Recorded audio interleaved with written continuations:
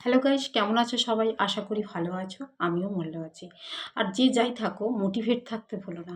আজকের আমি এমন একটা বিষয় নিয়ে আলোচনা করতে চলেছি যেটাতে আমরা কম বেশি সবাই ভুক্তভোগী। সবাই মোটামুটি এই ধরনের রোগে ভুক্তভোগী। কেউ জানতে আর কেউ অজান্তে। সেই টপিকটার নাম হচ্ছে ওভার থিংকিং। আচ্ছা, আপনাদের মনে প্রশ্ন জাগতে পারে, what is overthinking? Overthinking কী?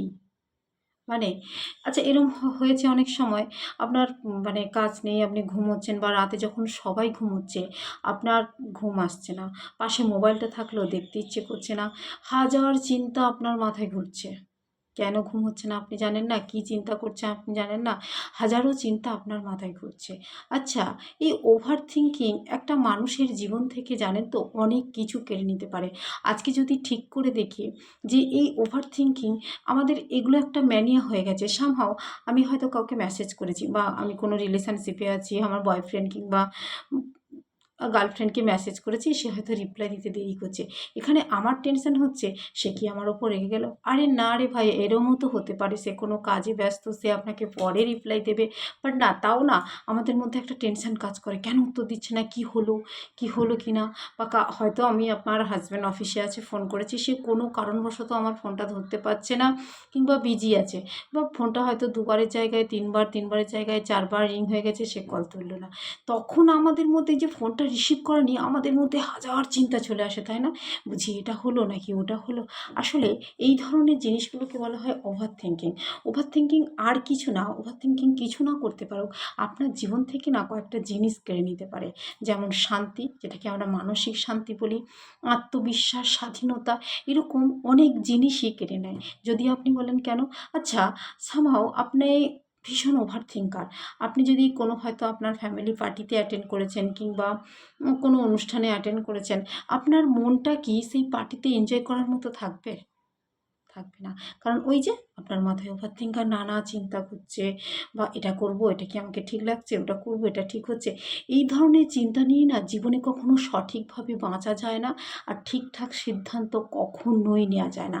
আজকের আমি কয়েকটা ওয়ে বলবো যেখান থেকে আমরা ওভার থিঙ্কিং থেকে বেরিয়ে আসতে পারি এবং যাতে করে আমাদের জীবনটা সুন্দর হতে পারে। অ্যাকচুয়ালি ওভার থিঙ্কিং নিয়ে না কোনো ডিসিশন ঠিকভাবে নেওয়া পসিবল হয় না, কখনোই সম্ভব নয়। তাই ওভার থিঙ্কিং থেকে মুক্তি পেতে গেলে আমাদের কি করতে হবে? অতিরিক্ত ভাবা বন্ধ করুন।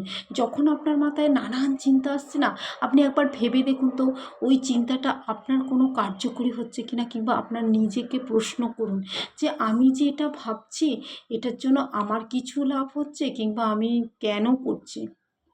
যদি উত্তর আসে না, ইমিডিয়েট স্টপ করুন। কি হবে এত চিন্তা করে? যেটাতে যে চিন্তাটা আমার কোনো কাজেই লাগছে না, সেটা চিন্তা করে কোনো লাভ নেই। নাম্বার 2, নিজের মাথাটাকে বিজি রাখুন।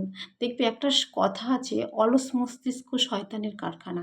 অর্থাৎ আপনার যদি কাজ না থাকে না, আপনার বাড়িতে বসে বসে নানান চিন্তা হবে, কি করি কি না করি। আর যদি আপনি আপনার ব্রেনটাকে বিজি রাখেন, অলওয়েজ বিজি রাখেন কোনো না কোনো কাজে, সে কিন্তু না ওভার থিঙ্কিং করার মতো টাইম পাবে না।